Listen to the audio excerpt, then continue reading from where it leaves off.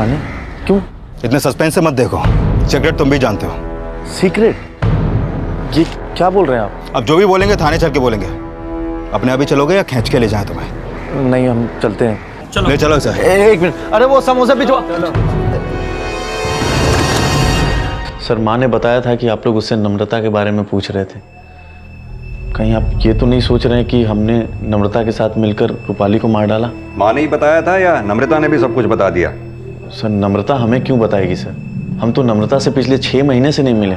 नम्रता तुम्हें नहीं मिल पाई, इसकी वजह भी तुम रूपाली को ही मानते हो ना?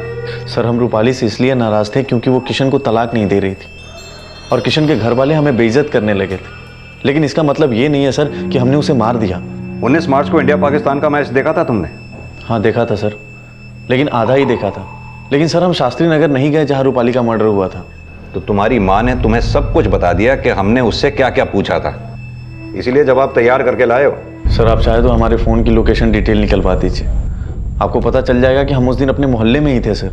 तो तुम्हें यह भी पता है कि हम कैसे काम करते हैं? सर, बेकार में शक कर रहे हैं आप हम पे। रूपाली हमारी बहन थी सर, ये उसके पिछले साल की राखी है जो आज तक हमने नहीं खोली है, और आप सोच रहे हैं कि हमने उसे मार दिया? तुमने नहीं मारा तो फिर नम्रता ने रूपाली को मारा? नम्रता का पता नहीं सर, लेकिन एक इंसान और था जो उसे बहुत नफरत करता था। कौन? ऋषिकेश। जब किशन के घर वालों ने रूपाली और किशन की शादी से मना कर दिया तो हमने और माँ ने उसकी शादी ऋषिकेश से करानी चाहिए, लेकिन रूपाली ने गुस्से में आकर ऋषिकेश की बहुत बेइज्जती कर दी सर।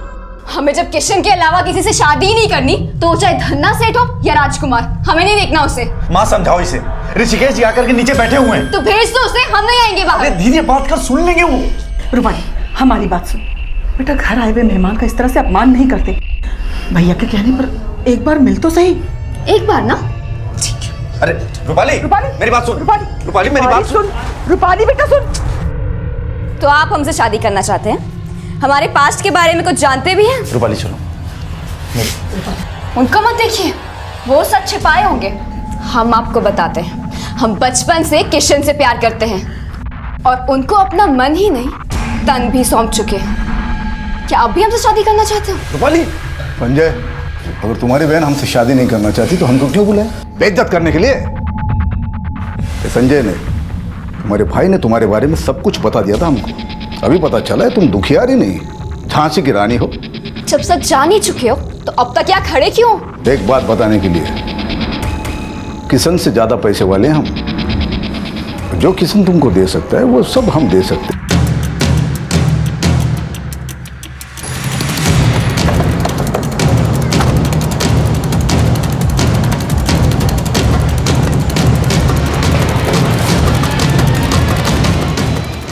ये ऋषिकेश पांडे जी से मिलना है, उनसे बोलिए इंस्पेक्टर अवस्थी मिलना चाहते हैं। जी sir.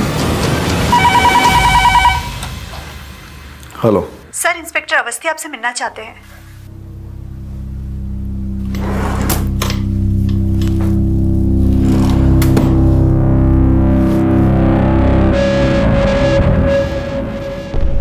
Mister Rishikesh. Yeah welcome sir, please have a seat. Thank you. I guess आप लोग रूपाली मर्डर केस के सिलसिले में हमसे मिलने आए हैं। ये हवा में टिकती है या उड़ जाती है? मतलब? ये आपका पैच। बड़ा अच्छा मजाक कर लेते आप। हम यहाँ मजाक करने नहीं आए। हम भी यहाँ मजाक करने नहीं, धंधा करने बैठे हैं। विजिटर के लिए हमारे पास कोई टाइम नहीं, लेकिन आप लोग आए थे इसके लिए टाइम दे दिया ताकि आपको गलत फहमी ना हो हमारे बारे में। एक बात आपको क्लियर कर देते हैं, ये रूपाली ने हमारे साथ जो किया वो 3 साल पहले की बात है। हम इतने सरफिरे नहीं कि 3 साल बाद उस बात का बदला ले। हमने लोगों को 10-10, 20-20 साल तक नफरत पालते हुए देखा है।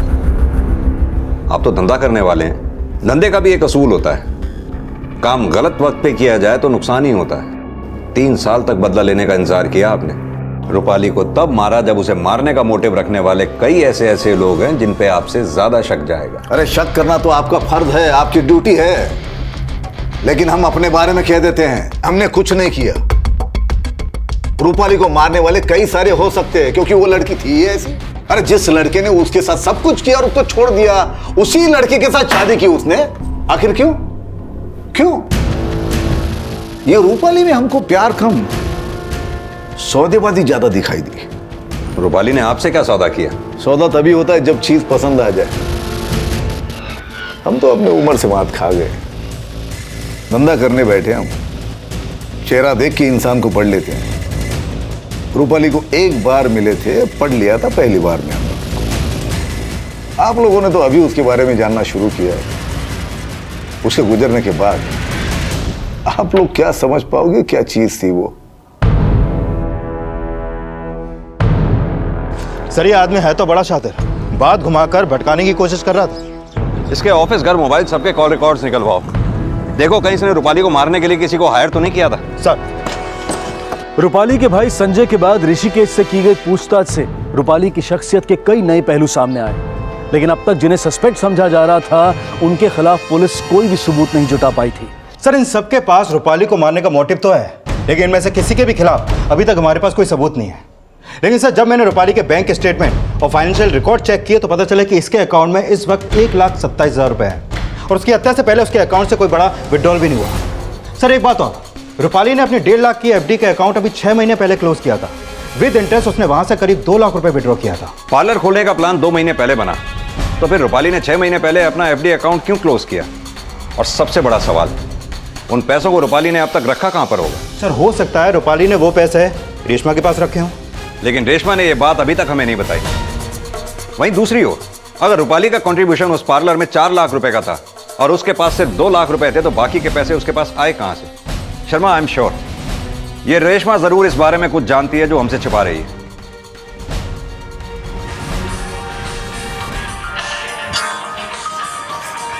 मेरा फोन है ना?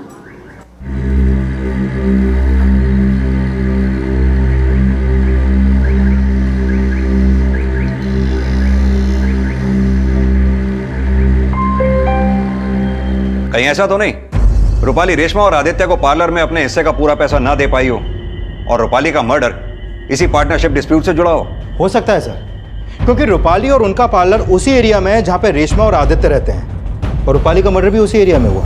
और सर रूपाली की लाश हमें जिस सर एक बात पता चली है, रूपाली की हत्या से 1 महीने पहले रूपाली का झगड़ा उनकी कॉलोनी के किसी प्लम्बर से हुआ था।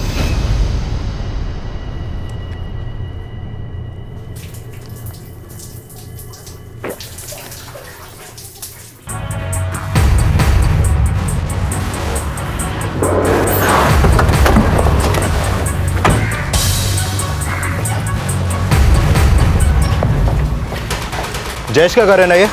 जी हाँ साहब। पांडे सर्च करो। साहब अब क्या किया हमारे बेटे ने? क्यों, जयेश रोज कोई नया कांड करता है क्या? नहीं साहब, ऐसा अंदर कोई नहीं मिला। कहाँ है जयेश? साहब वो काम पर गया हुआ है। कहाँ काम करता है वो?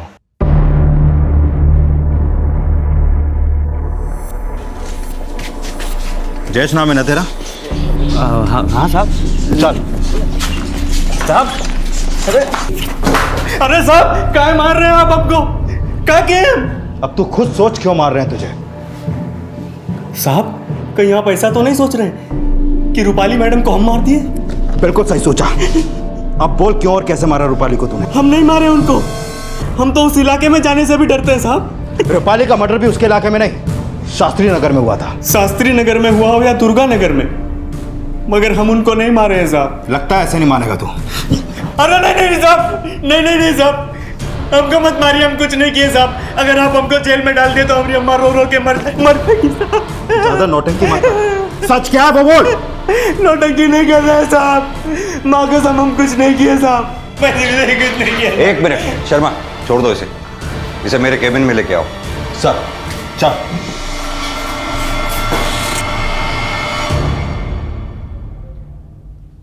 आराम से आराम से चल। माना रूपाली को तूने नहीं मारा, लेकिन रूपाली ने तुझे मोहल्ले वालों से क्यों पिटवाया था?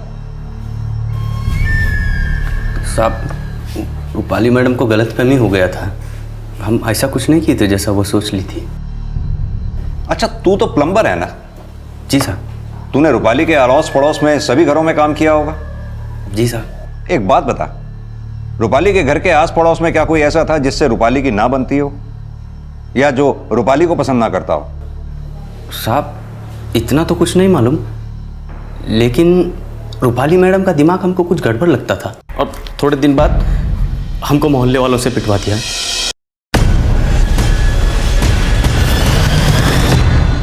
साहब, हमको एक और बात याद आया।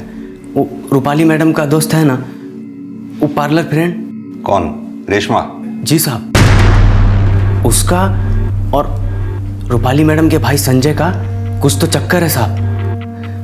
हम एक दो बार रूपाली मैडम के भाई को रेशमा मैडम के घर जाते देखे हैं।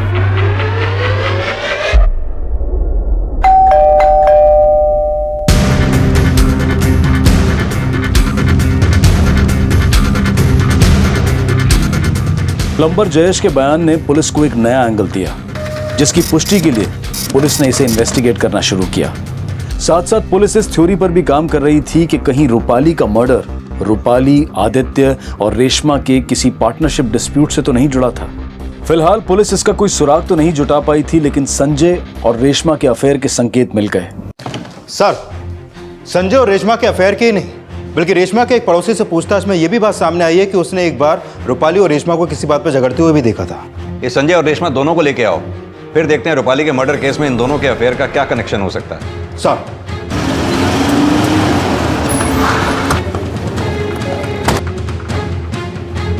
ले चलो सर, चलो।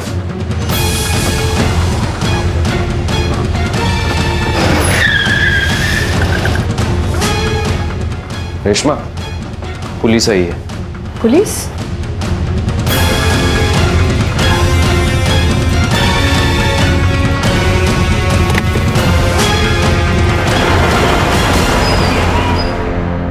सर, नम्रता से ब्रेकअप के बाद हम और रेशमा नज़दीक आ गए थे, लेकिन सर हमारे रिलेशन का रूपाली के मर्डर से कोई लेना देना नहीं है सर। रूपाली को तुम दोनों के रिश्ते के बारे में पता था? बोलोगे या बुलवाएं? हाँ सर, पता चल गया था उसे, इसलिए वो हमसे नाराज हो गई थी। रेशमा, शर्म आनी चाहिए तुम्हें। अपने पति को भी धोखा दे रही हो और हमारे भैया को भी। देख रूपाली, अरे ऐसी कोई बात नहीं है, हम रेशमा से प्यार करते हैं। संजय, रूपाली को समझाने की जरूरत नहीं है, वो नहीं समझेगी। देख रूपाली, रेशमा, तो कुछ ना ही बोलो तो अच्छा है, लेकिन हमारी एक बात ध्यान से सुन लो। अगर तुमने हमारे भैया के साथ ये रिश्ता खत्म नहीं किया ना, तो हम तुम्हारे पति से कह देंगे कि तुम उन्हें धोखा दे रही हो। सुनो रूपाली, मेरी बात सुन। रूपाली, अरे सर, रूपाली ने मना किया था, इसलिए हम दोनों ने एक दूसरे से मिलना बंद कर दिया। तुम दोनों ने मिलना बंद कर दिया या रूपाली को रास्ते से ही हटा दिया? ऐसा कुछ नहीं है सर। झूठ बोलने से कोई फायदा नहीं है। हमें सब पता है कि रूपाली के मर्डर के बाद तुम दोनों एक दूसरे के टच में थे। सर, रूपाली के मरने के बाद हम लोग बहुत दुखी हो गए थे सर, इसलिए आपस में अपना दुख बांट रहे थे। अच्छा सर, अब जैसा सोच रहे हैं वैसा कुछ भी नहीं है। अगर रूपाली को हमसे कुछ प्रॉब्लम होती तो वो हमारे साथ पार्टनरशिप में पार्लर क्यों खोलती? क्या पता तुम उस वक्त रूपाली को बेवकूफ बना रही थी। एक बात बताओ, रूपाली ने तुम्हें पार्लर में इन्वेस्ट करने के लिए अपने हिस्से का पैसा दिया भी था या तुम हमसे कुछ छिपा रही हो? नहीं सर, रूपाली ने खुद हमें 4 लाख रुपए कैश दिए थे। रूपाली के पास इतने पैसे आए कहां से? संजय, कहीं ऐसा तो नहीं रूपाली के ब्याह पे तुमने पार्लर में पैसा इन्वेस्ट कर दिया? हम इतने पैसे कहां से लाएंगे इन्वेस्ट कर? तो फिर रूपाली के पास इतने पैसे आए कहां से? सर, हम सच कह रहे हैं, रूपाली ने खुद हमें पैसे दिए थे। आप चाहे तो आदित्य से पूछ सकते हैं।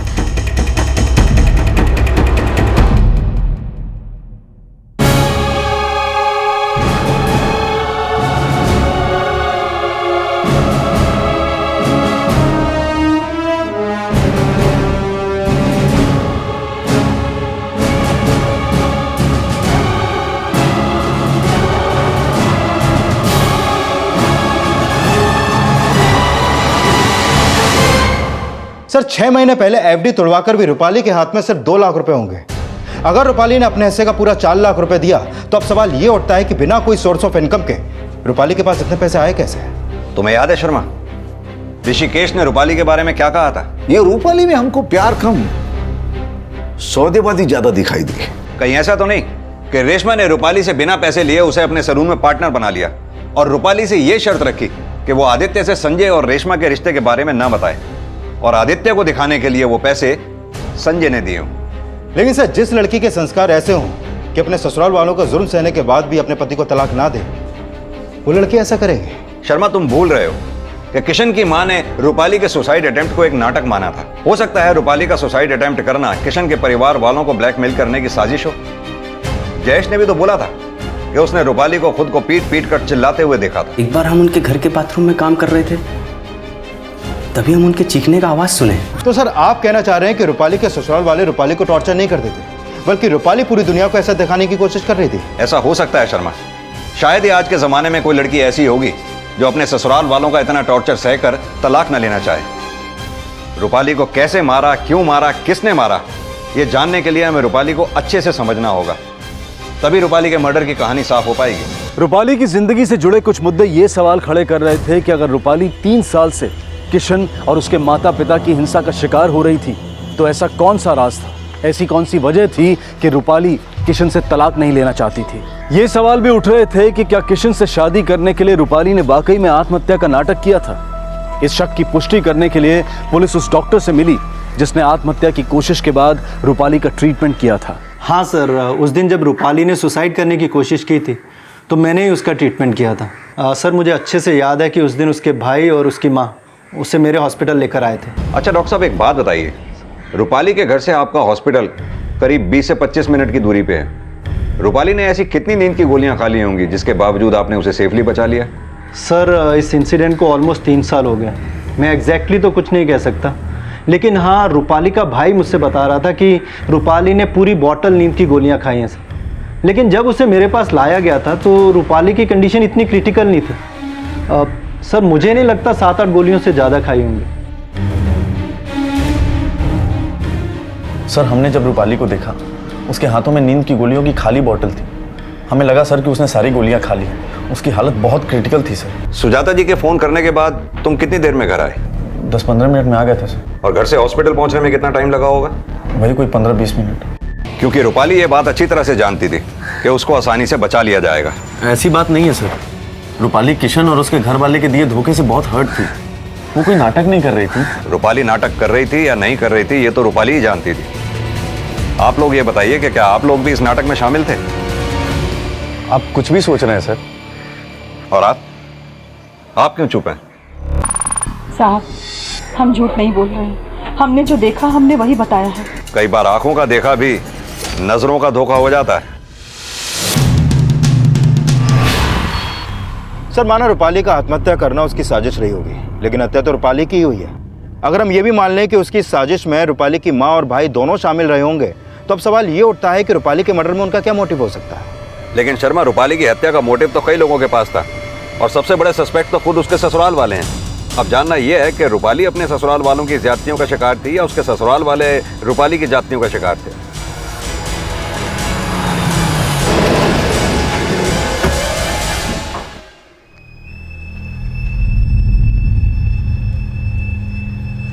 क्या हुआ?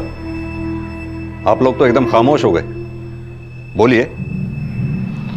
अब क्या कहें साहब, हम जानते हैं कि हम कुछ भी कहेंगे शक आप हम पर ही करने वाले हैं। अगर आप लोगों ने वाकई कुछ नहीं किया तो फिर डर किस बात का है? सर हम डरपोक नहीं हैं, लेकिन रूपाली ने दुनिया के सामने हमारी ऐसी छवि बना दी थी, उससे हमें बहुत बड़ा धक्का लगा था साहब। गलत वो खुद थी, लेकिन दुनिया ये समझती थी कि हम उस पर ज्यादती करते हैं। और आप भी तो कुछ बोलिए किशन। हम क्या बोले सर, लेकिन एक बात फ्रैंकली बताएंगे, पहले हम रूपाली को गलत नहीं समझते थे। जब हमारे पेरेंट्स ने हमारी शादी रूपाली के बजाय किसी और से करवानी चाहिए, हमें बहुत दुख हुआ। हम अपने एंड से अपने पेरेंट्स को समझा रहे थे, लेकिन रूपाली हमें ही गलत समझ रही थी। और जब उसने वो आत्महत्या की कोशिश की, सबसे ज्यादा हमने अपने आप को कोसा है सर। किशन, तुम्हारे बिना हमारी जिंदगी में कुछ नहीं है। अगर तुम्हारा साथ नहीं मिला तो हम जी नहीं पाएंगे। ऐसे मत बोलो, अब तो हम सिर्फ और सिर्फ तुमसे ही शादी करेंगे। लेकिन जैसे रूपाली हमारी बीवी बनके हमारे घर में आई, उसके तेवर ही बदल गए। उसने पार्लर खोलने के लिए घर से 2 लाख रुपए चुराए थे। पार्लर खोलने के 1 दिन पहले हद कर दी उसने। घर का सारा नगद और सारा जेवर गायब कर दिया उसने। सब मिलाकर करीब 10 लाख होगा। हमने आपको पहले इसलिए नहीं बताया कि आप लोग समझेंगे कि हमने उसको मार दिया क्योंकि उसने चोरी की थी। सर, जो भी किशन के घर वालों ने बोला उससे तो इनका रूपाली को मारने का मोटिव और भी स्ट्रांग हो जाता है, क्योंकि रूपाली इनके गले की हड्डी बन गई थी जो ना तो इनसे उगली जा रही थी और ना ही निगली। कह तो तुम सही रहे हो शर्मा, लेकिन अगर इन लोगों ने रूपाली को नहीं मारा तो वो गहने और नकदी कहाँ गए जो रूपाली ने पार्लर के इनॉग्रेशन से एक दिन पहले घर से गायब किए थे?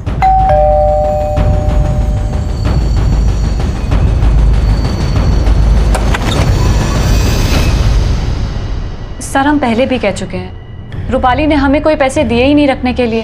सिर्फ पैसे ही नहीं, गहने भी चुराए थे रूपाली ने अपने ससुराल से। चुराए थे? सर, हमें इसके बारे में कुछ नहीं पता। पता नहीं है, इतने पैसे और गहने देखकर नीयत खराब हो गई। हम इतने गए गुजरे भी नहीं है सर कि पैसे के लिए अपनी दोस्त को ही मार दें। रूपाली की सास पहले भी इसी तरह से आरोप लगाती रहती थी उस पे। हम कह रहे हैं ना साहब, उसने चोरी नहीं की होगी। और फिर हम जेवर के बारे में आप हमसे बार बार क्यों पूछ रहे हैं? चलो मान लेते हैं रूपाली ने जेवर चोरी नहीं किए होंगे, लेकिन रूपाली के ससुराल वाले झूठ बोल रहे हैं, इस बात की क्या गारंटी है? आपकी चुप्पी बता रही है या तो आप रूपाली की असलियत छुपा रही हैं या फिर अभी तक रूपाली को आप समझ ही नहीं पाई। सुजाता बहन, सुना है बहन जी, रूपाली और किशन का रिश्ता टूट गया है। बड़े ही खराब लोग निकले, बेचारी रूपाली को ऐसे ही मझधार में छोड़ दिया। और नहीं तो क्या। बुरा ना मानना बहन, रूपाली के साथ किशन ने कुछ ऐसा वैसा तो किया नहीं ना?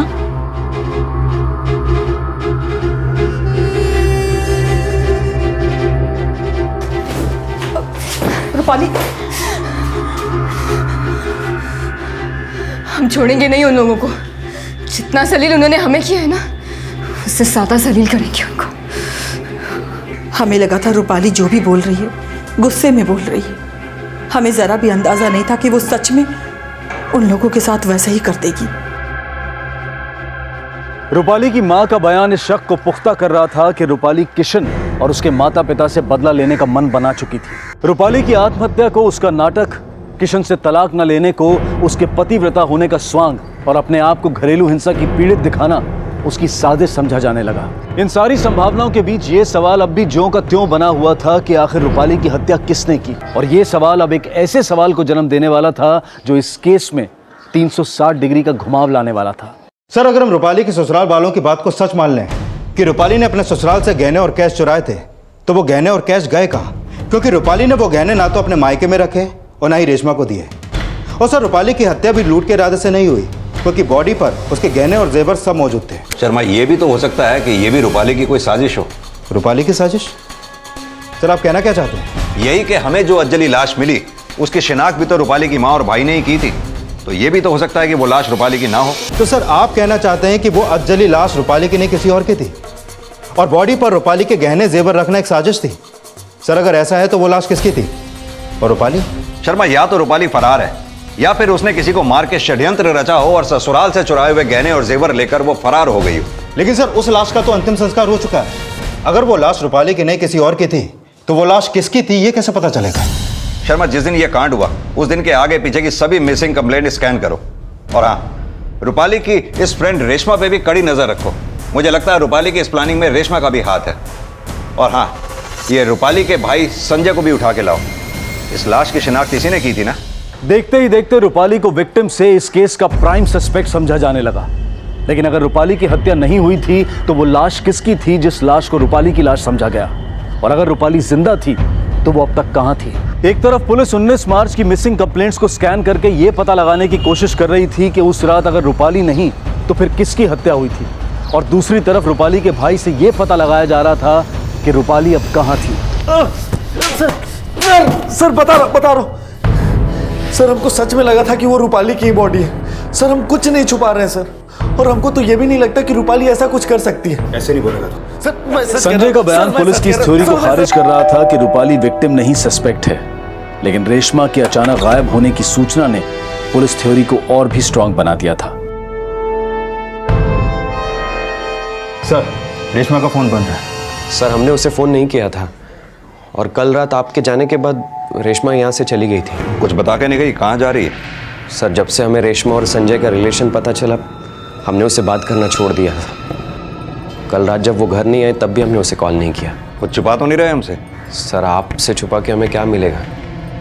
हम तो किसी को मुंह दिखाने के लायक नहीं रहे। रेशमा तो हमें यह दिखाने की कोशिश कर रही थी कि उसे उसके गलती का एहसास हो रहा है, लेकिन सच पूछे तो हम उसे समझ ही नहीं पाए। आदित्य, हमसे गलती हो गई, हम बहुत शर्मिंदा हैं आदित्य।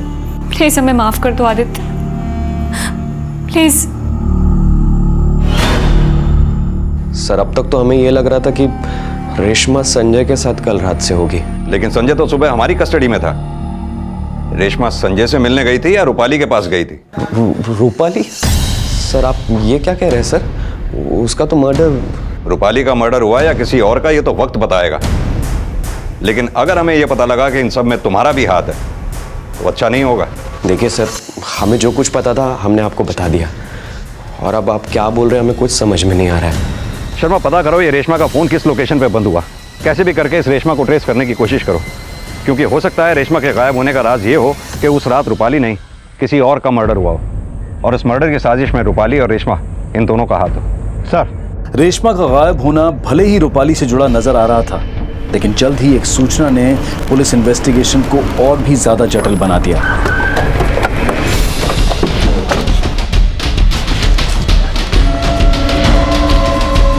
इस मोबाइल में रेशमा का ही फोन नंबर का सिम है। रेशमा के पति आदित्य ने भी इसे आइडेंटिफाई किया है। सर ये तो रेशमा का है सर।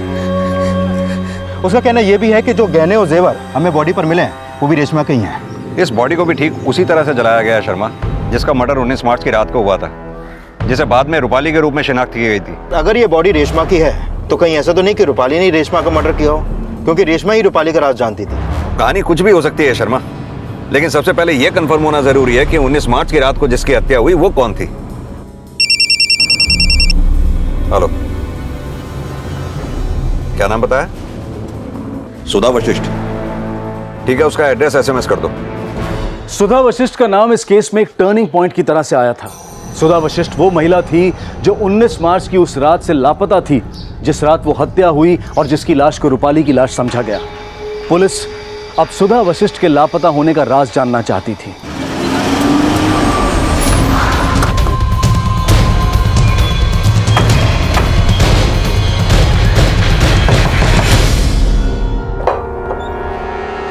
दिवाकर। जी सर, पिछले एक हफ्ते से सुधा के लिए परेशान हूँ साहब। इतनी छोटी सी बच्ची है, इसको संभालना भी मुश्किल हो रहा है। सुधा!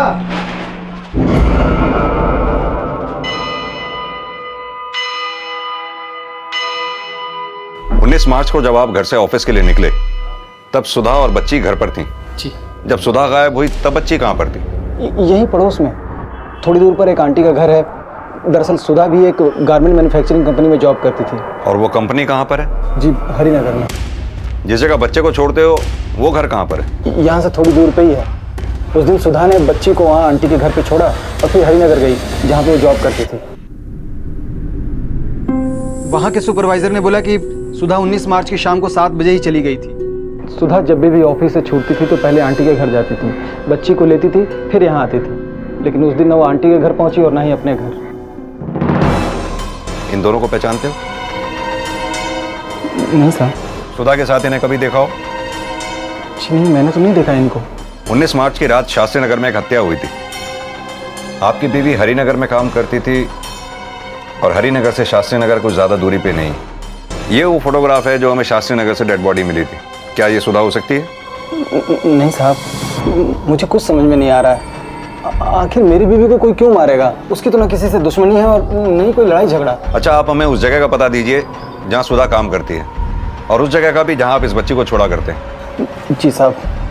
क्या सुधा रूपाली की साजिश का शिकार थी या फिर रूपाली खुद किसी साजिश का शिकार थी? और इन संभावनाओं में यह सवाल उठना भी लाजमी था कि हत्या वाकई सुधा की हुई थी या रूपाली की? गायब सुधा थी या फिर रूपाली? आखिर कौन था अपराधी और कौन था पीड़ित? सर, माना सुधा 19 मार्च को उसी शाम लापता हुई जिस रात शास्त्री नगर में वो मर्डर हुआ और जिसकी लाश को रूपाली समझा गया। लेकिन सर, हो सकता है वो लाश सुधा की हो सकता है। लेकिन सर, अगर रूपाली लापता भी है तो उस केस में हमारे पास अभी कोई लीड नहीं है। शर्मा, लीड तो ढूंढनी पड़ेगी। हरिनगर चलते हैं जहाँ सुधा काम किया करती थी, शायद कुछ हाथ लगे। सर। हाँ बोलो पांडे। सर रेशमा का फोन कल रात 11 बजे शास्त्री नगर में बंद हुआ, जहाँ उसका घर भी है और पार्लर भी। उसकी बॉडी भी हमें शास्त्री नगर में ही मिली थी।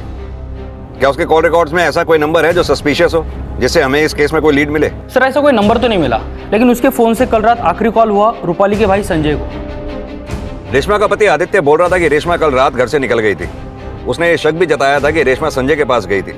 ये रेशमा के पति आदित्य और संजय दोनों पे नजर रखो, दोनों की कल रात की एक्टिविटीज पता करो। Okay sir.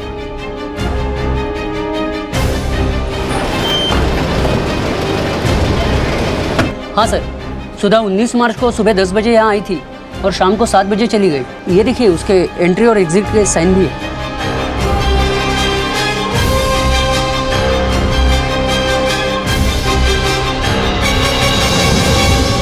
सुधा के पति के बयान के मुताबिक सुधा फैक्ट्री से निकल के सबसे पहले अपने बच्चे को यहाँ इस घर से लिया करती थी।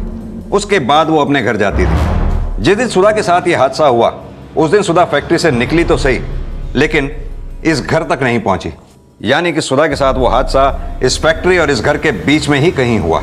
और सर उस दिन 19 मार्च को इंडिया पाकिस्तान का मैच होने की वजह से रास्तों पे चहल पहल कम थी। सर हो सकता है ये सब पूरी प्लानिंग के साथ किया गया हो। शर्मा एक काम करो, पता करो ये फैक्ट्री और घर के बीच में कहां-कहां सीसीटीवी लगे हुए हैं। आई एम श्योर किसी ना किसी सीसीटीवी में तो फुटेज जरूर कैप्चर हुई होगी, जिससे हमें सुधा मिसिंग केस और रूपाली मर्डर केस में लीड मिलेगी। सर जिस रात रेशमा का फोन बंद हुआ उसी रात आदित्य के फोन से उसके दोस्त विनय को फोन किया गया था। और जब मैंने विनय से पूछताछ की तो उसने बताया कि आदित्य ने उससे उसकी कार मांगी थी, जो उसने अगली सुबह लौटाई। सर हो सकता है कि सर कई दिनों से आदित्य हर शाम एक बार में जाता है, और जिस रात रेशमा गायब हुई थी उस रात वो उसी बार से नशे में बाहर निकला था। तेरा झूठ पकड़ा गया। उस रात 10 बजे तू शराब के नशे में बार से बाहर निकला और अपने घर पहुंचा। रेशमा उस वक्त घर पे थी। गुस्से में तेरे हाथों रेशमा का कत्ल हो गया और उसकी बॉडी को डंप करने के लिए तूने अपने दोस्त विनय से कार मांगी, जो अगले दिन तूने सुबह लौटाई। क्यों? अब तो खुद बोलेगा या हम तेरे से बुलवाएं? हाँ सर, हमने उसका मर्डर किया। वो हमसे बोली थी कि उससे अपने गलती का एहसास हो रहा है, पर हमें यकीन नहीं हुआ। और उस रात जब हम घर पहुंचे। लेकिन संजय, पुलिस तो कह रही थी कि रूपाली ने अपने ससुराल से 10 लाख की ज्वेलरी और कैश चुराया है। सच बोल संजय, तुझे पता है ना रूपाली कहाँ है? संजय, हम तुम्हें बाद में फोन करते हैं। तेरे कहने का मतलब है कि 19 मार्च की रात को जो बॉडी जलाई गई वो रूपाली की थी? नहीं सर, वो बॉडी किसकी थी हमें नहीं पता, लेकिन उसकी बॉडी देखकर सभी कह रहे थे कि वो रूपाली की बॉडी है। लेकिन सबसे पहले उस बॉडी को तूने और रेशमा ने ही देखा था। कहीं ऐसा तो नहीं तुम दोनों मियां बीवी ने मिलकर रूपाली का कत्ल कर दिया? नहीं सर, देखिए सर, हम मानते कि हमने रेशमा का मर्डर किया, पर हमने रूपाली का मर्डर नहीं किया। पर हमें लगता है कि संजय रूपाली के बारे में कुछ जानता है। उस रात भी रेशमा संजय को रूपाली के बारे में कुछ पूछ रही थी।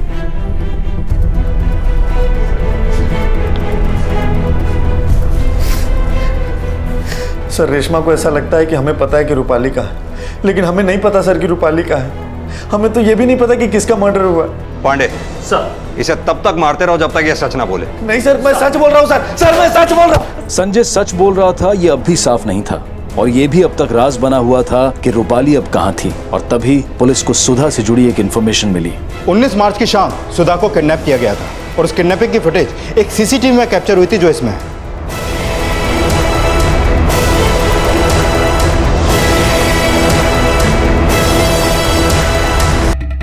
जूम करो उसको।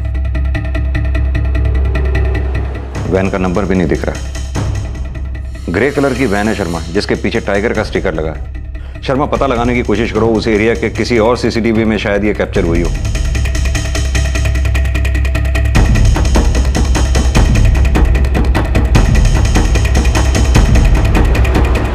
और कुछ ही घंटों में पुलिस ने आखिर उस वैन के नंबर का पता लगा लिया और उस एड्रेस पर पहुंची जिस एड्रेस पर वो वैन रजिस्टर्ड थी।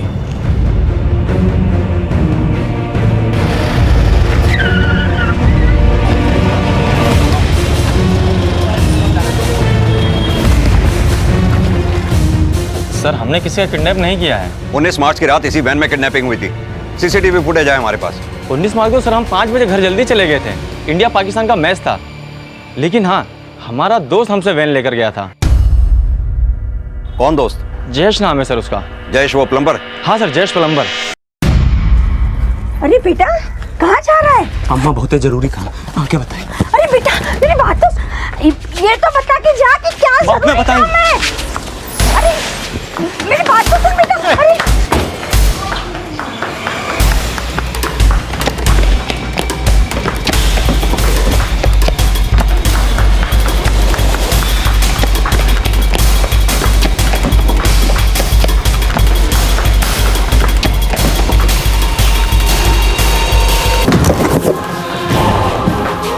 अब बता, बोल क्यों मारा सुधा को? बोल। आपको पैसा दिया था साहब। किसने दिया था पैसा? वो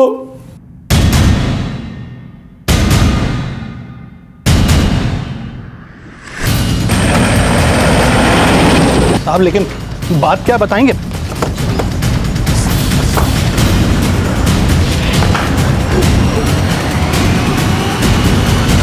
ये लो पकड़ो। बोलो साहब, कैसे और कब कहाँ आपकी बीवी खत्म कर दें? ऐसे नहीं मारना है, जिससे तुम भी पकड़े जाओ और हम भी पकड़े जाए। ठीक है, आप बताओ कैसे क्या करना है, कब करना है?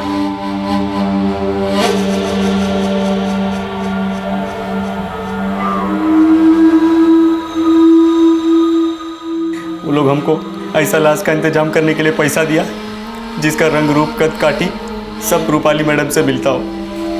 तब हम और ही मिलके खूब छानबीन किया तो एक दिन हमको सुधा दिखी।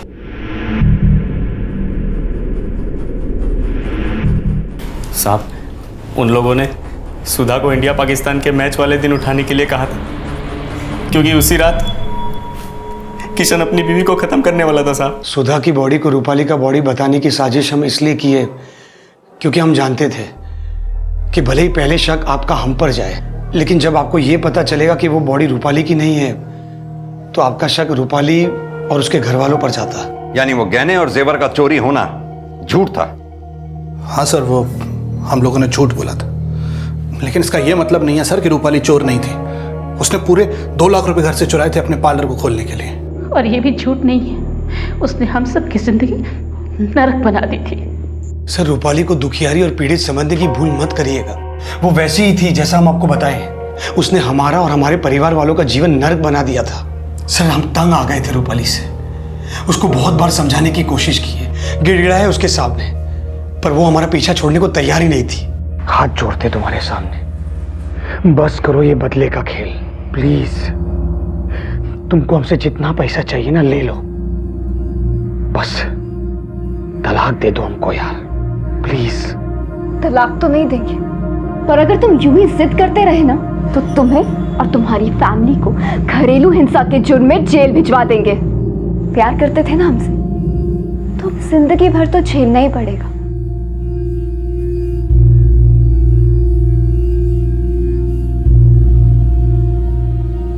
सर, बहुत प्रॉब्लम्स क्रिएट कर रही थी वो हमारे लिए और हमारे परिवार वालों के लिए, और इसीलिए उसे मारने के अलावा हमें और कोई सोल्यूशन नहीं सूझा। सॉल्यूशन ना कभी गुस्से से निकलता है, ना किसी से डर के चुप हो जाने से, और ना ही कोई साजिश रच के। माना रूपाली ने जो भी किया वो गलत था, सुधा का क्या कसूर था? बदला लेने के लिए तुमने एक नन्ही सी बच्ची के सिर से मां का साया तक छीन लिया। अब करो अपने किए का पश्चाताप सारी जिंदगी।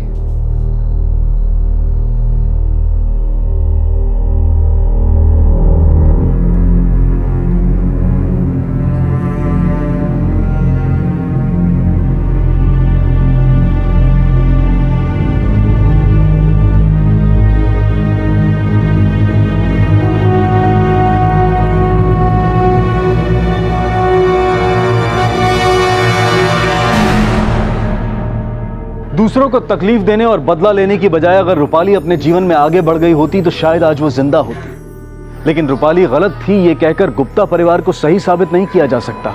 एक जबरदस्ती की शादी, पर उससे बाहर निकलने के लिए गुप्ता परिवार को कानून का सहारा लेना चाहिए था, लेकिन जुर्म के रास्ते पर चलकर वो बहुत बड़ी गलती कर बैठे। जीवन में चाहे कितनी भी परेशानियां क्यों ना आ जाए, लेकिन जुर्म उसका हल कभी नहीं हो सकता।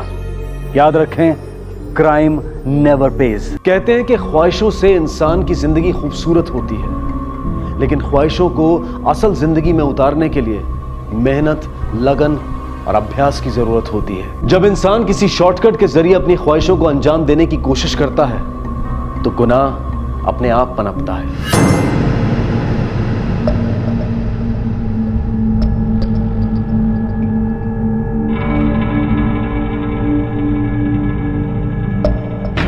कौन है?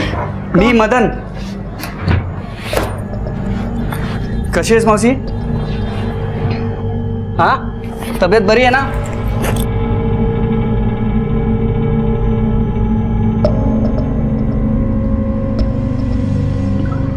गोली घे मावशी, गोली. हा, आराम से. मावशी 100 रुपये ठेवतो. हा,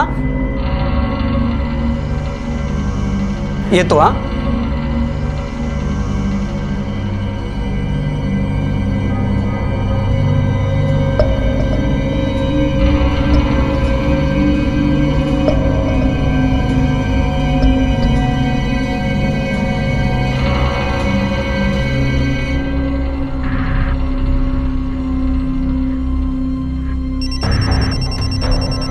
अरे तू फोन लाई है क्या? मैं तो फोन नहीं लाई. तो मेरा भी नहीं बज रहा है. तो किसका बज रहा है?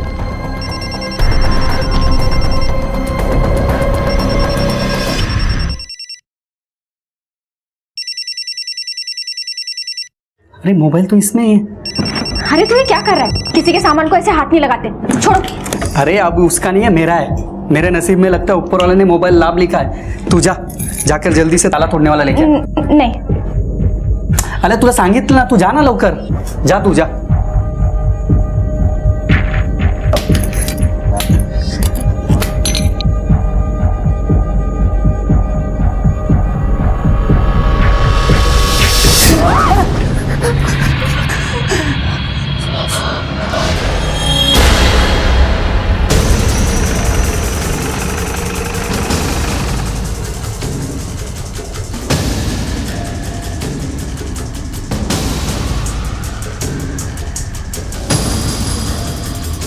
आइए सर.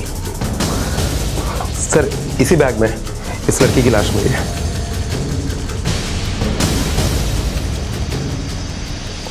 सर चेहरा काफी बुरी तरह से कुचला गया है ताकि बॉडी की पहचान ना हो सके. पहचान छिपाने के लिए अगर चेहरे को बिगाड़ा गया है तो मुझे नहीं लगता यहां कुछ मिलेगा. ये टैटू देखो, शायद इस टैटू से इस बॉडी की शिनाख्त हो सके. पता करो ये लिखा क्या है और किसने लिखा है. फिलहाल बॉडी को पोस्टमार्टम के लिए भेजो. सामान बॉडी बैग में थी. ये इन्फॉर्मेशन किसने दी? सर पीसीओ से एक आदमी ने फोन करके ये इन्फॉर्मेशन दी थी. क्या?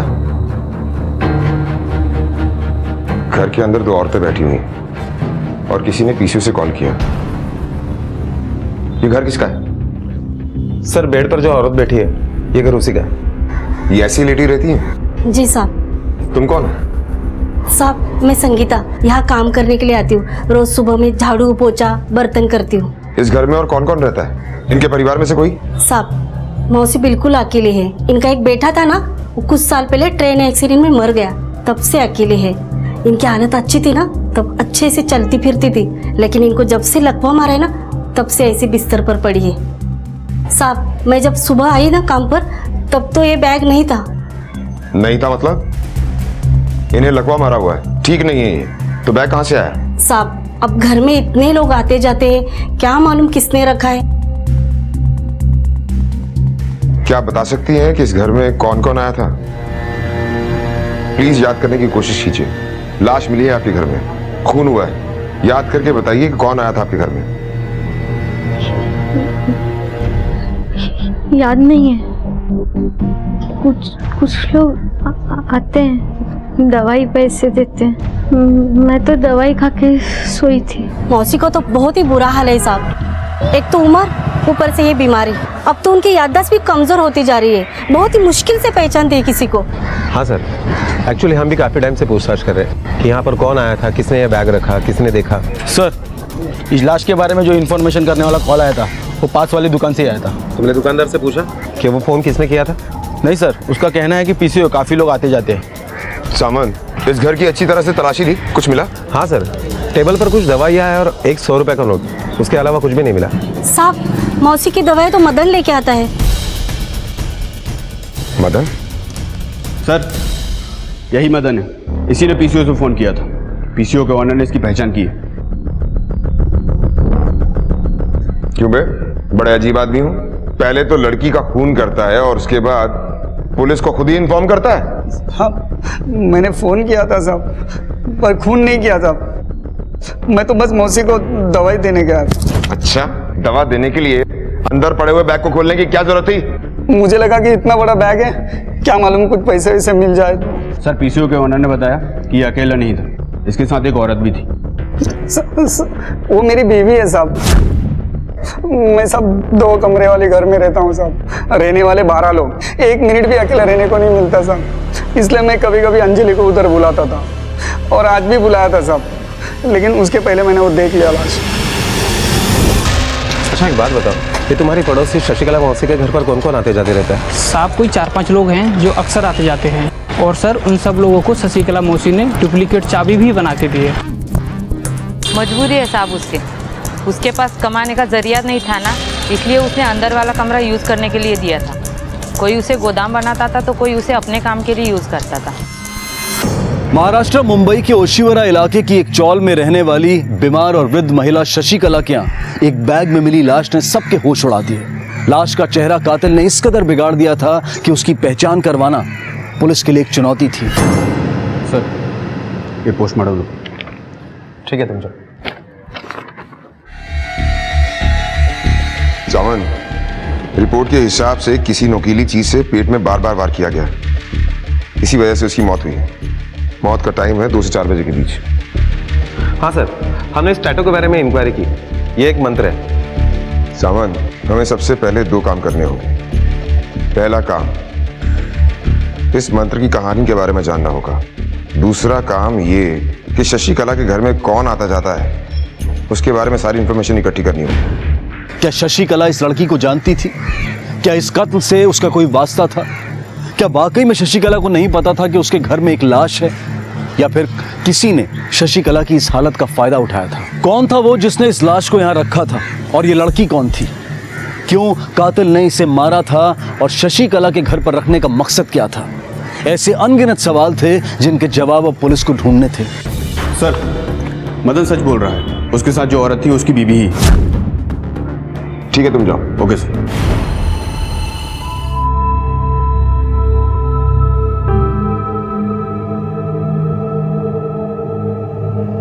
साहब, अच्छा, इनके घर पर कौन कौन आता जाते रहता है, उनका नाम पता है? साहब, एक तो मदन आता है जो मौसी की दवाई लाता है, और उसी के बहाने उसके साथ का हमें पता है। तुम बाकी लोगों के बारे में बताओ। साहब, एक मंजुल सेठ है, वो अपना माल रखने के लिए इधर आता है। दूसरी तो मैं हूँ साहब, जो इधर काम करती हूँ। और तीसरा अपना जो शौकत है, वो घर में चूड़ियाँ बनाता है। वो डिलीवरी के पहले का जो एक्स्ट्रा माल होता है ना, वो इधर रखने के लिए आता है। इनके एड्रेस जानती हो? हाँ साहब, मालूम है ना। सर, ये जो लड़की के हाथ पे टैटू है, वो माँ आशापुरा का मंत्र है, जो अक्सर नज़र से बचने के लिए या मन्नत पूरी होने पर गुंदवाना पड़ता है। ठीक है। Okay sir. सर, पता चला है कि शशिकला के घर पर संगीता, मदन, मंजुल और शौकत, ये लोग आते जाते हैं। सावन, I am very sure in चारों में से कोई एक है जिसने इस खून को अंजाम दिया है। इन चारों की कुंडली निकालो। और दूसरी बात ये कि मुंबई में जितने भी आशापुरा माता जी के मंदिर हैं, सबकी डिटेल्स निकलवाओ। पता करो ये मंत्र गूंजने वाले किस किस मंदिर में बैठते हैं। इस मंदिर में हाथ पर गूंजने वाला कोई बैठता है क्या? इस मंदिर में हाथ पर गोदने वाला कोई नहीं बैठता है साहब।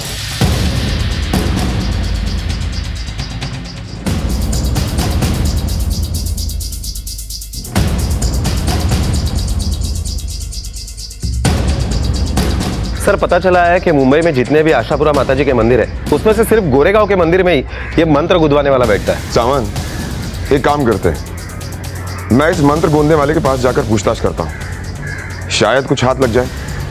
तुम शौकत, संगीता, मंजुल और मदन, इनसे जाकर पूछताछ करो। Okay sir. अरे रवि बेटा, ये पांचाल जी का माल पहुंचा दे बेटा।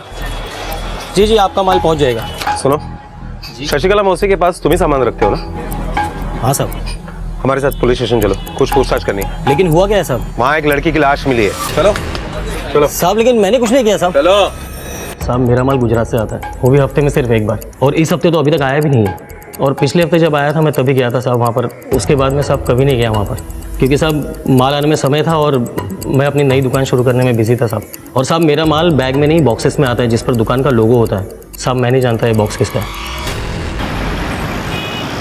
पंडित जी, इस मंदिर में मन्नत पूरी होने पर हाथ गुंदवाने की प्रथा है ना? हाँ साहब, ये प्रथा बस इसी मंदिर में है। आप बता सकते हैं कि हाथ गूंदने वाला कहाँ मिलेगा? सर, मंजूर सही बोल रहा था। इंक्वायरी में ये पता चला कि वाकई वो एक हफ्ते पहले से शशिकला मौसी के घर पे नहीं गया था। चौल ने भी उसे आते जाते हुए नहीं देखा सर। और सर वाकई वो अपनी नई दुकान की तैयारी में लगा हुआ है। कुछ भी हाथ नहीं लगा, इसका मतलब है जिसने भी ये कत्ल किया है वो हमारे साथ स्मार्ट प्ले कर रहा है। फिलहाल तो इसे यहाँ पर बिठाने का हमारे पास कोई रीजन नहीं है, इसे छोड़ दो। और हाँ, इसके पीछे हमारे खबरी लगा देना। Okay sir. ध्यान से देखो इसे, ये मंत्र तुमने गूंदा था? हाँ साहब, एक लड़की के हाथ पर यह मंत्र मैंने ही गूंदा था, पर यह तो 7-8 महीने पुरानी बात है। इतनी पुरानी बात तुम्हें अभी तक याद है? वो इसलिए साहब कि आम तौर पर लोग अपने हाथ पर भगवान की फोटो या नाम लिखवाते हैं, पर उस लड़की ने खास तौर पे ये मंत्र अपने हाथ पर लिखवाया था। उस लड़की का नाम बताया तुम्हारे पास? नाम पता तो नहीं मालूम साहब, पर हाँ याद आया, वो अपना बैग यहाँ भूल गई थी। वो बैग मैंने मंदिर के ऑफिस में जमा करवा दिया था। अगर आप मंदिर का रजिस्टर चेक करें तो शायद उसका नाम और पता आपको मिल सकता है।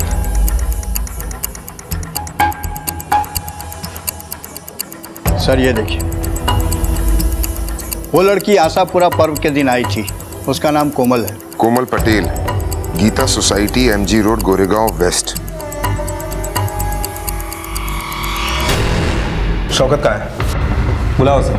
साहब मेरे मियाँ तो 4 दिन से घर ही नहीं आए हैं। कहाँ गया? कुछ बता के नहीं गए साहब, और तो उनका अभी फ़ोन भी नहीं लग रहा है। फ़ोन नंबर दो उसका। बात क्या है साहब? जल्दी पता चल जाएगा, फिलहाल तुम उसका फ़ोन नंबर दो। शौकत के बारे में जैसे तुम्हें कुछ पता चलता है तुरंत हमें बता देना। जी सर। चला। सामंत, मंदिर के रिकॉर्ड से एक लड़की के बारे में पता चला है जिसने ये टैटू बनवाया है।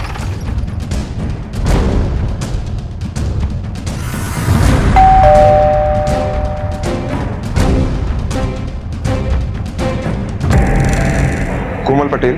जी, कोमल मेरी बेटी है। सावंत, इस मंत्र को पहचानती हैं आप?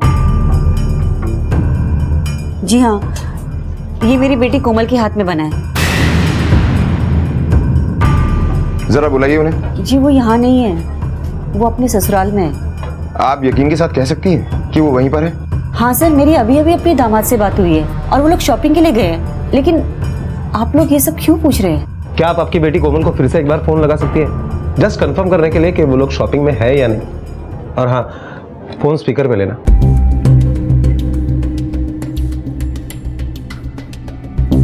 आपके द्वारा डायल किया हुआ नंबर अभी बंद है।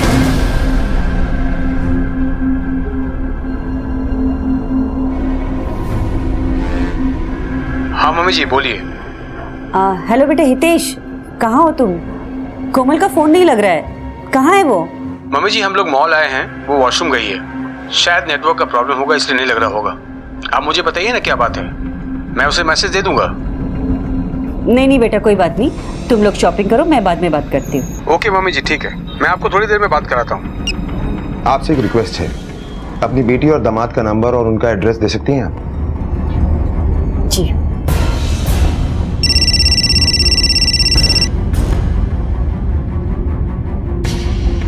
हेलो साहब, शौकत के बहन फातिमा, उसका एक हिंदू लड़के के साथ चक्कर था साहब। दोनों शादी भी करना चाहते थे, लेकिन शौकत बीच में आ रहा था। उसने ना साहब एक बार उस लड़की को बहुत बुरी तरह से पीटा भी था। बोला देखो मेरी बहन से दूर रहना, नहीं सुना रहा तू। भाईजान छोड़ दीजिए इन्हें। भाईजान प्लीज। आज तो तुझसे मिली ना तो मैं तेरी जान ले लूंगा। अल्लाह की खातिर छोड़ दीजिए। अगर तू मेरी बहन से दोबारा मिला ना हड्डी पसली तोड़ देती है, डाल कर दूंगा। लेकिन वो नहीं माने साहब, फिर ये शौकत के डर से दोनों 1 साल पहले ही भाग गए। अब सुना है साहब कि दोनों ने शादी भी कर दी है और मनोज के मामा के गांव जाके बस गए हैं। हाँ। अच्छा, तुम्हें ये मनोज की मामा के गांव का नाम मालूम है? कोल्हापुर के आसपास किधर तो भी है साहब। कोल्हापुर के आसपास, ठीक है तुम जाओ। ठीक है साहब, आ तो सर कहीं ऐसा तो नहीं कि जिस लड़की की लाश हमें शशिकला मौसी के घर पे मिली है वो शौकत की बहन की हो, जिसके अफेयर की वजह से गुस्से में आकर शौकत ने उसे मार डाला और कहीं ठिकाने पर लगा दिया।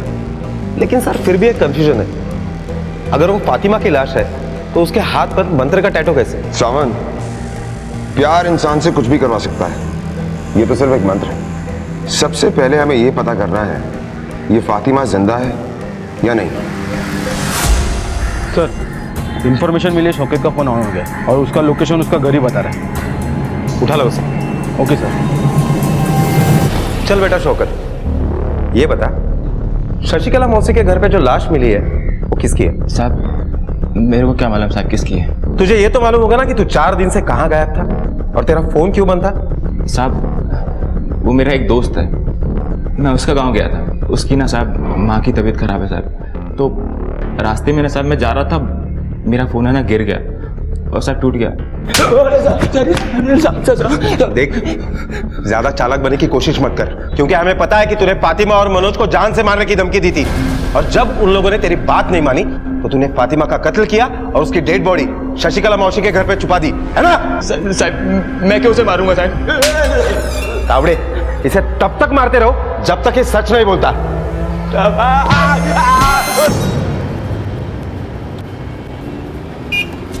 सुनिए, महेश जगताप का घर कौन सा है? हाँ ये।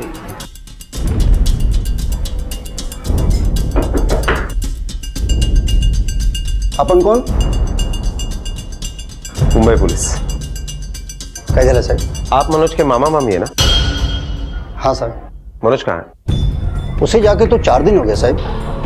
कहाँ गया? अब बोल रहा था कि उसकी आई की तबीयत बरोबर नहीं है, उसे देखने जाने का है। लेकिन वो वहां पर भी नहीं पहुंचा। तावड़े सर, मनोज की माँ ने मनोज का मोबाइल नंबर दिया था ना? हाँ सर। ट्राई करो।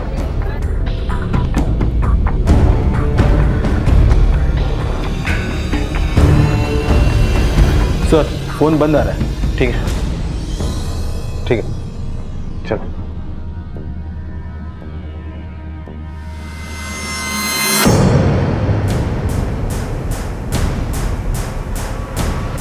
चले गए? हाँ। और बेटा अभी कुछ दिनों के लिए ना तुम दोनों कहीं और रहने चले जाओ। जाओ जल्दी करो, उठाओ सामान। जी चलो चलो चलो। अरे आओ बेटा, सुनो फोन कर देना आपको जल्दी से पहुंच के। आप लोगों ने इन्हें तो छुपा लिया, लेकिन इनकी चप्पलें छुपाना भूल गए। अब तुम बताओ, तुम लोगों ने झूठ क्यों बोला? सर हमें लगा कि आपको शौकत ने भेजा है, क्योंकि इससे पहले उसने सर कुछ गुंडे भेजे थे यहाँ पे। बड़ी मुश्किल से इन बच्चों की जान बच पाई है साहब। देखिए, हम यहाँ पर यह कंफर्म करने के लिए आए थे कि फातिमा जिंदा है या। खैर, तुम लोगों को परेशान होने की कोई जरूरत नहीं है, क्योंकि तुम दोनों जन बालिग हो। और हाँ, कोई अगर तुम्हें तकलीफ देता है तो तुम पुलिस की मदद ले सकते हो। Thank you sir. शशिकला के घर में मिली लाश की पहचान करने के लिए पुलिस ने ईड़ी चोटी का जोर लगा दिया। हर संदिग्ध की तफसील से जांच की जा रही थी, पर जिस पर भी शक होता वो निराधार साबित होता। अगर ये सब जो किसी न किसी तरह से उस घर से जुड़े थे निर्दोष थे, तो फिर कातिल कौन था जिसने इस घर को लाश छिपाने के लिए इस्तेमाल किया था, और कौन थी वो लड़की?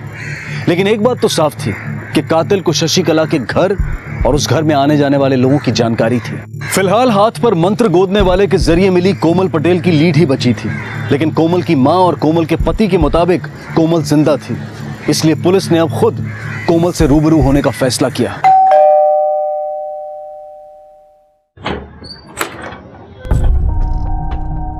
हाँ जी। कोमल कहाँ है? बुलाइए उन्हें, उनसे कुछ पूछताछ करनी है हमें। कोमल तो 3 दिन से गायब है।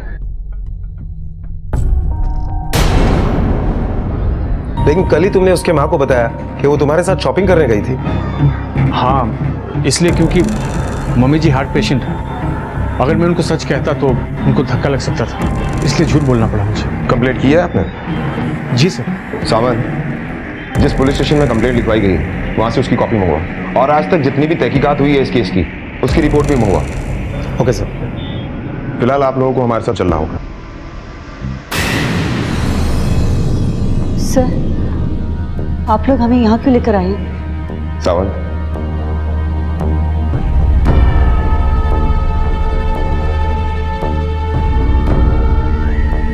इस टैटू को पहचानती हैं आप?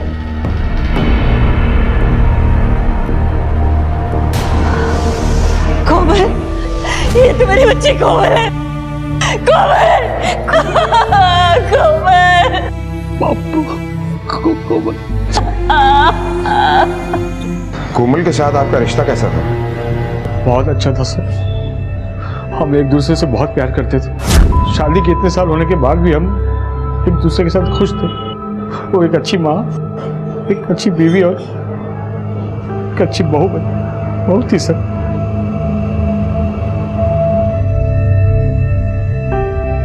अच्छा ये बताइए कि कोमल के साथ आपका कोई झगड़ा हुआ था क्या? पति पत्नी के बीच में ऐसे छोटे मोटे झगड़े होते रहते हैं सर, लेकिन ऐसा कभी कोई सीरियस वाला नहीं हुआ सर। साहब क्या बताऊं, कोमल के साथ किसी की दुश्मनी हो या झगड़ा, ये तो मैं सोच भी नहीं सकती।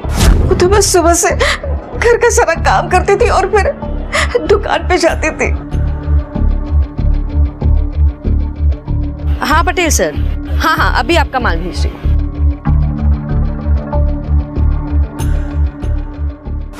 साहब, जिस किसी ने भी मेरी बहू को मारा है ना, उसका कभी भला नहीं होगा। कोमल जैसी अच्छी इंसान और हमारे बुढ़ापे के सहारे को उसने हमसे छीन लिया है। क्यों? आपका बेटा आपका बुढ़ापे का सहारा नहीं? अब क्या बताऊं साहब, हितेश को तो ये फरसान का धंधा बिल्कुल पसंद नहीं था। उसे दुकान पे बैठना भी अच्छा नहीं लगता था, इसलिए बेचारी यही रोज जाकर वहां बैठती थी।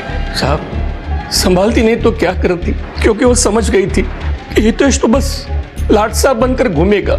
हितेश को शेयर मार्केट और लॉटरी की इतनी बुरी लत लगी थी कि कोमल से जब देखो पैसे मांगता रहता था। क्या मिलेगा ये फरसन की दुकान से? पैसे लगाने हैं तो शेयर मार्केट में लगाओ, रातों रात मोटी रकम कमाओ। मोटी। मैं आपके रातों रात करोड़पति बनने का सपना नहीं पूरा कर सकती, और शेयर मार्केट और लॉटरी के लिए तो मैं तुम्हें एक पैसा नहीं दूंगी। नहीं दोगे मतलब? मेरे घर की कमाई मुझे देने से मना कर रही हो तुम? हाँ मना कर रही हूँ, क्योंकि मेहनत की कमाई है, ऐसे ही लुटाने के लिए नहीं है। ठीक है, एक आखिरी बार दे दो, आगे से मत देना।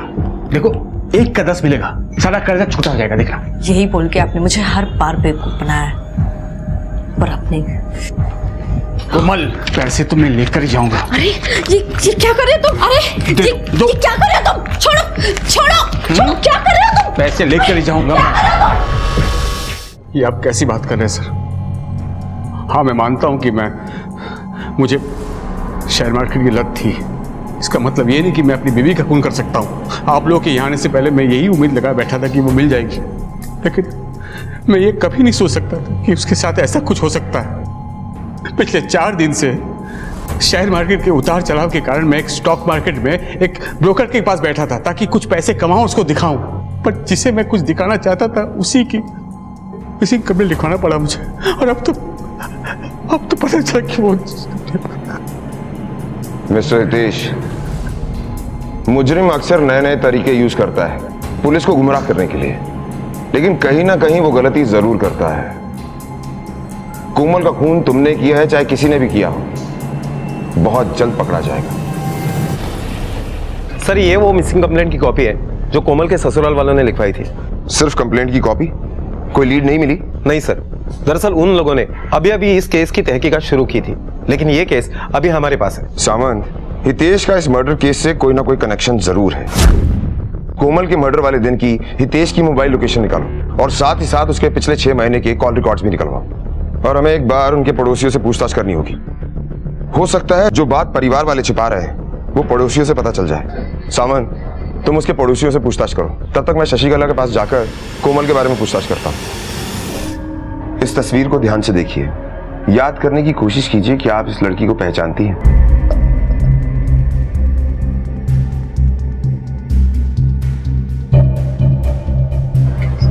जब से लाश मिली सब लोग मुझे छोड़कर चले गए।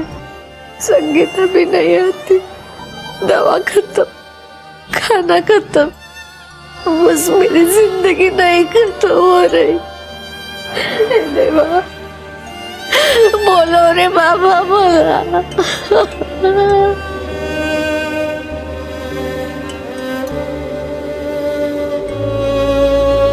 ये आपकी दवा का पर्चा है। मंचूड़े, ये लो, इनकी दवा और कुछ खाने पीने की चीजें लेकर आओ। जी सर।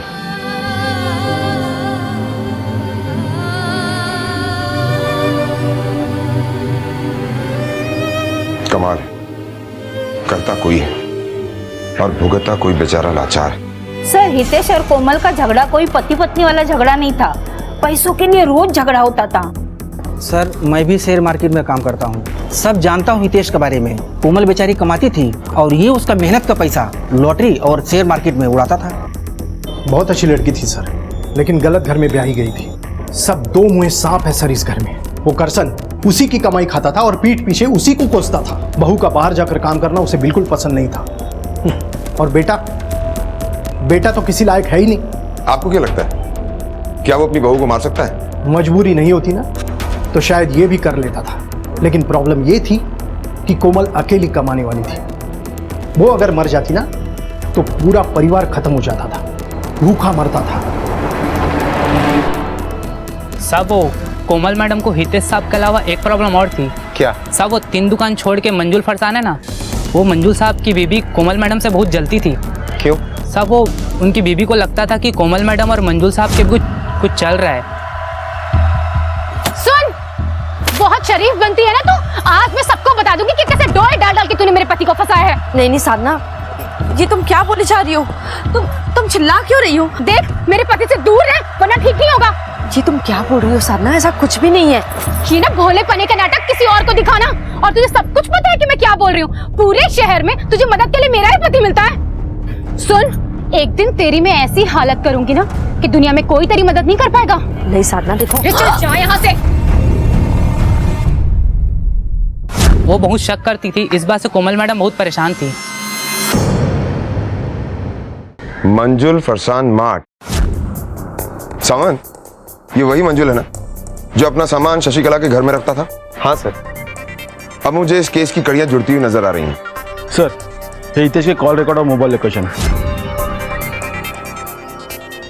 सर, हितेश के मोबाइल के लोकेशन के रिकॉर्ड के मुताबिक जिस दिन कोमल का कत्ल हुआ उस दिन वो पूरा दिन शेयर मार्केट में ही था। सावंत, ये भी हो सकता है कि जो कुछ भी हमें दिखाया या सुनाया जा रहा है हितेश अपने आप को सेफ जोन में रखकर कर रहा हो। फिलहाल एक काम करते हैं, तुम हितेश के बारे में जाकर सारी इंफॉर्मेशन निकालो, मैं उसके बाप करसन से बात करता हूँ। ठीक है सर। तुम्हारी उम्र हो चुकी है, तुम्हारा बेटा फरसान की दुकान पर बैठने में बिल्कुल इंटरेस्टेड नहीं है और तुम चाहते ही नहीं थे कि तुम्हारी बहू दुकान पर बैठे। कहीं ऐसा तो नहीं कि अपनी झूठी आन बान शान के लिए अपनी बहू को ही मार दिया तुमने? साहब, मैं मानता हूं कि मुझे उसका काम करना पसंद नहीं था, रिश्तेदार ताने देते थे, बुरा लगता था, लेकिन साहब मैं ये भी जानता था कि वो काम करती है तो हमारा घर चलता है। वो बेटे का फर्ज अदा कर रही थी और ये सब कुछ जानते हो मैं उसे कैसे मार सकता हूँ साहब? कोमल और तेरे बीच में अफेयर था ना, फिर क्यों मारा उसे? सर, मैंने नहीं मारा कोमल को, और सर कोमल के और मेरे बीच में ऐसा कुछ भी नहीं था साहब, बल्कि मुझे तो आपसे पता चल रहा है कि वो जो लाश मिली थी वो कोमल की थी साहब। अभी भी झूठ बोल रहा है, लेकिन अब सच बोलेगा। कोमल और तेरे बीच में अफेयर था, वो अपने पति हितेश से परेशान थी और तुझसे शादी करने की बात की होगी जो तेरे लिए पॉसिबल नहीं था, और इसीलिए अपने रास्ते से हटाने के लिए तूने उसे मार दिया होगा। नहीं साहब, ऐसा कुछ भी नहीं है, बल्कि कोमल तो ऐसी औरत ही नहीं जो किसी से चक्कर चलाए साहब। मैं सच बोल रहा साहब, मैंने नहीं मारा कोमल को साहब। सर, मैं मानती हूँ कि मुझे कोमल से प्रॉब्लम थी, मगर इतनी भी नहीं कि मैं उसकी जान ही ले लूं। देखिए, शक का कीड़ा इतनी आसानी से शांत नहीं होता। ये ऐसा कीड़ा है जो इंसान से कुछ भी करवा सकता है। 15 तारीख 2 से 4 के बीच जब कोमल का खून हुआ, कहाँ थी आप? सर उस दिन मेरी मौसी की बेटी की गोद भराई थी तो वहीं गई थी। सर कोमल का फोन अभी अभी ऑन हुआ है परेल में। सावंत एग्जैक्ट लोकेशन पता करो कि वो फोन वहां पहुंचा कैसे। Okay sir.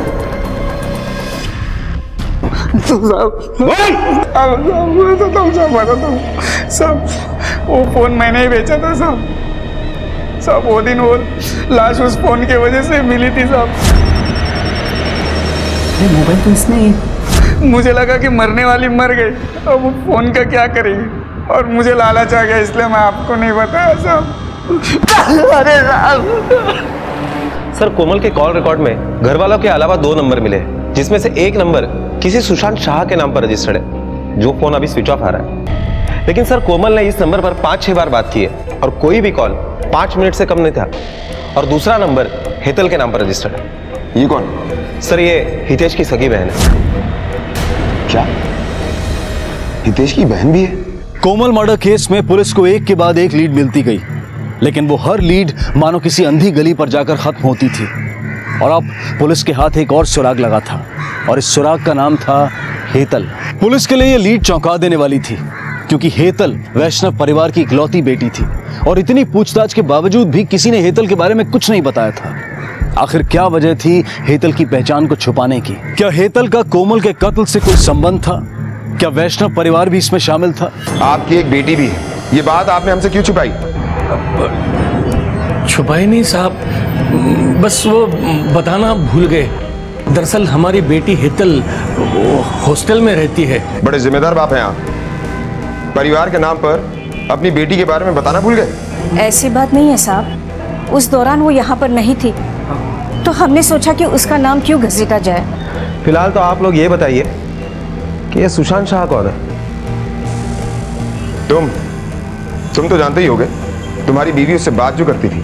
बिजनेस के लिए उसे काफी लोगों से बात ही करनी पड़ती थी, तो उसमें से शायद कोई होगा। सुशांत, उसने अभी तक मेरी बेटी का पीछा नहीं छोड़ा था। ये कौन है? सर, शादी से पहले वो मेरी बेटी का बॉयफ्रेंड था। दोनों एक दूसरे से शादी करना चाहते थे, लेकिन मुझे वो लड़का बिल्कुल पसंद नहीं था। न कुछ कमाता था, बस ऐसे ही आवारा घूमता था। इसलिए मैंने अपनी बेटी की शादी हितेश से करवा दी। सावंत, कहीं ये चोट खाए हुए आशिक वाला मामला तो नहीं है? सावंत, एक काम करो, इस सुशांत के नंबर को ट्रेस करो, जैसे ही ऑन हो उठा लो उसे। ओके सर, हमने हेतल के बारे में जब वैष्णव परिवार के पड़ोसियों से पूछताछ की तो ये पता चला है कि कोमल और हेतल के बीच में ना ही भाभी और ननद का अच्छा रिश्ता था, बल्कि वो अच्छी दोस्त भी थी। लेकिन पिछले कुछ दिनों से उन दोनों में अनबन शुरू हो गई, और बात इतनी बढ़ गई कि हेतल ने घर छोड़कर हॉस्टल में रहना शुरू कर दिया। सावंत, आखिर उस अनबन की क्या वजह हो सकती है जिसकी वजह से हेतल ने घर छोड़ दिया? और ये बात हमें हेतल के सिवा और कौन बता सकता है? सर, लेकिन हेतल तो 4 दिन से घर गई हुई है। लेकिन जब हम उसके घर पे गए तो वो वहां नहीं मिली। सर, हो सकता है अपने बॉयफ्रेंड के साथ कहीं गई हो। बॉयफ्रेंड? क्या नाम है उसके बॉयफ्रेंड का? सुशांत। सुशांत? सर, सुशांत के घर पर जब इंक्वायरी की तो पता चला है कि वो 4 दिन से गायब है, और उसका फोन भी स्विच ऑफ आ रहा है। और उसके कॉल रिकॉर्ड से यह भी पता चला है कि सुशांत और हेतल में दिन भर में फोन पर काफी सारे बातें हुआ करती थी। क्या? सावंत, अब मुझे ये केस सॉल्व होता हुआ नजर आ रहा है। सुशांत कोमल का एक्स बॉयफ्रेंड और हेतल का प्रेजेंट बॉयफ्रेंड। शायद यही वजह है भाभी और ननद में झगड़े की, और शायद इसी वजह से कोमल का खून हुआ है। सावंत, ये भी हो सकता है कि हेतल और सुशांत कोमल का खून करके दोनों गायब हो गए। सावंत, एक काम करो, दोनों को ट्रेस करो।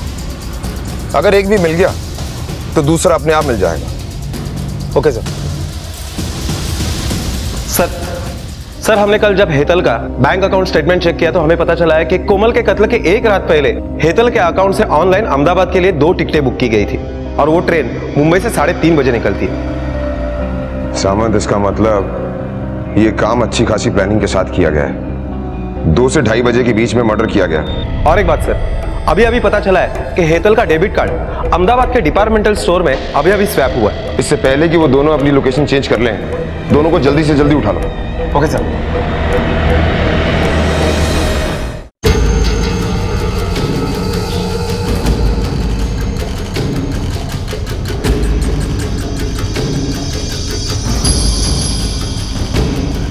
इस लड़की को पहचानते हो? हाँ सर, ये तो हेतल मैडम है, सामने वाले बिल्डिंग में 2nd फ्लोर पे रहती है।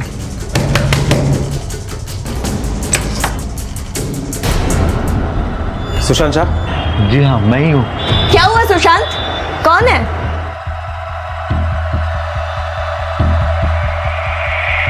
बताओ, क्यों मारा कोमल को? क्या भाभी का खून हो गया? लेकिन कैसे? ये नाटक बंद करो और सच बोलो, क्योंकि तुम्हारे खिलाफ हमारे पास काफी सबूत है। सर लेकिन हम ऐसा करेंगे क्यों? क्योंकि तुम कोमल से बदला लेना चाहते थे। वो तुम्हारी एक्स गर्लफ्रेंड थी, तुम्हें छोड़कर उसने हितेश से शादी कर ली, फिर तुमने इसे फंसा लिया और दोनों ने प्लानिंग करके उसे मार दिया। नहीं सर, ऐसा नहीं है। माना कि कोमल की माँ ने हम दोनों को अलग करवाया था और हितेश से शादी करवाई थी। मैं बहुत अपसेट था, लेकिन बाद में मुझे कोमल की माँ की बात समझ आ गई थी। सर अभी मैं अच्छा कमा रहा हूँ, कंप्यूटर इंस्टीट्यूट में पढ़ाता हूँ। हेतल मुझे वहीं पे मिली थी और हम दोनों एक दूसरे के करीब आए थे। सर मुझे तो पता भी नहीं था कि कोमल इसकी भाभी है। सर मैंने इसको मेरे पहले अफेयर के बारे में सब कुछ बता दिया था, लेकिन सर कोमल का मायके में नाम केतकी था, इसलिए इसको कुछ आइडिया नहीं हुआ सर। अच्छा, तो कोमल तक ये बात पहुंची कैसे?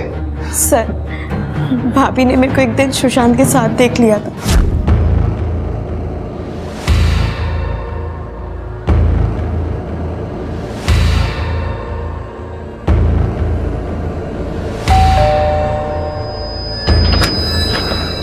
हाय भाभी, एक गिलास पानी दो ना प्लीज। हेतल, तुम्हारे साथ वो लड़का कौन था?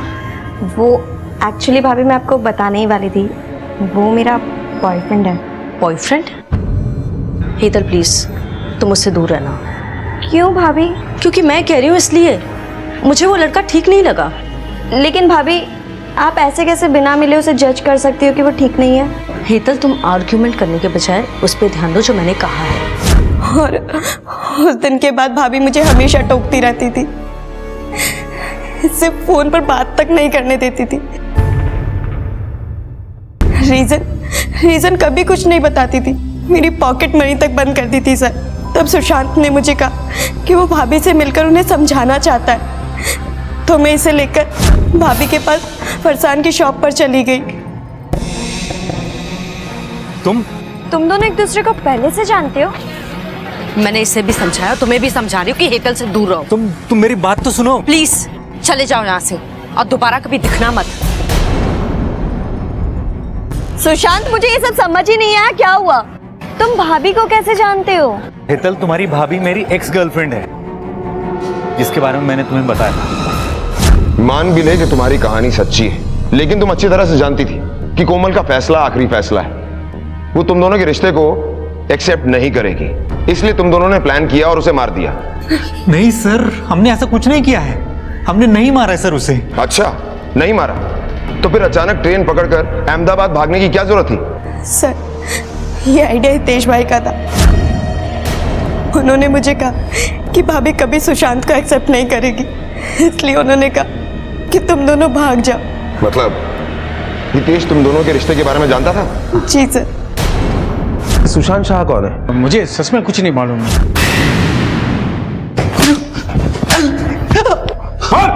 जिस लोकेशन पर कोमल का खून हुआ, हेतल और सुशांत वहां से बहुत दूर थे और हमें पूरा यकीन है ये खून तूने ही किया है, क्योंकि तू 15 तारीख को जानबूझकर अपना मोबाइल एक ब्रोकर के ऑफिस में छोड़कर चला गया था और 4 बजे वापस आया था।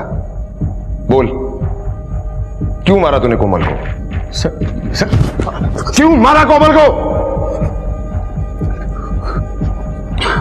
कोमल ने विरार में एक प्लॉट खरीदा था। नहीं दूंगी, मार दो मुझे, मारो। आपकी लत के पीछे मैं अपने घर को बर्बाद नहीं होने दूंगी। मैंने बहुत कोशिश करने के बाद भी ना उसने पैसे दिए ना पेपर्स। हेतल से मुझे कोमल और सुशांत के बारे में पता चला। कोमल ने ये बात मुझसे छुपाई थी। मुझे बहुत गुस्सा आया था सर। फिर मैंने डिसाइड किया कि कोमल को मार के मैं सब कुछ हासिल कर लूंगा, बदला लूंगा उससे। मैं बस मौका ढूंढ रहा था सर, और एक दिन मैंने कोमल को मंजुल से बात करते सुना। अच्छा मंजुल जी, जी वो क्या है कि एक रिक्वेस्ट थी आपसे। वो क्या है कि मैंने कुछ माल ऑर्डर किया था, लेकिन ऑर्डर करने के बाद मुझे याद आया कि यहाँ पर तो रखने की जगह ही नहीं है। आपके पास कोई ऐसी जगह है जहाँ मैं अपना माल रख सकूँ? हाँ हाँ ज़रूर, मैं जहाँ रखता हूँ वहाँ माल रख सकते हैं। एक्चुअली शशिकला नाम की एक औरत है जिसका एक कमरा खाली पड़ा है। अच्छा। कुछ पैसे देकर वहाँ माल रखवा सकते हैं। उसकी चाबी मेरे पास है, मैं शाम को तुम्हें खोली दिखा देता हूँ। जी ठीक है, thank you so much. Most welcome. आपने मेरी मदद की, वरना मेरा माल सड़ जाता। खोली देखने मैं भी कोमल और मंजुल के पीछे गया था। फिर अगले दिन जब कोमल फरसन की दुकान से निकली तो तुम कहीं जा रही हो क्या? चलो आओ, मैं तुम्हें ड्रॉप कर देता हूँ। आओ।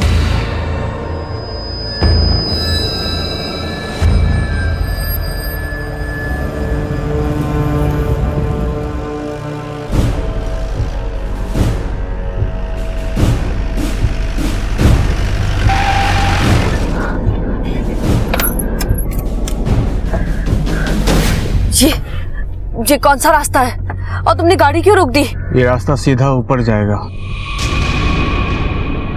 अगर तूने अब भी मुझे प्लॉट के पेपर्स और पैसे नहीं दिए तो। नहीं दूंगी, नहीं दूंगी, मैं कभी नहीं दूंगी तुम्हें। जो करना है करो, नहीं दूंगी मैं।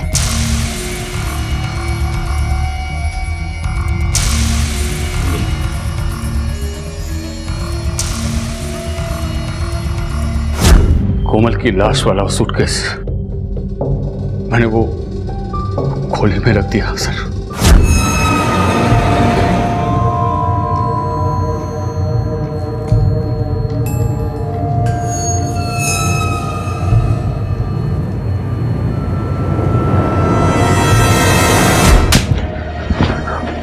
एक वो थी जो तुझे और तेरे घर वालों को पाल रही थी और तूने उसे ही मार दिया और अपने परिवार वालों को सड़क पर ले आया, और इस बात का तुझे जरा सा भी अफसोस नहीं है।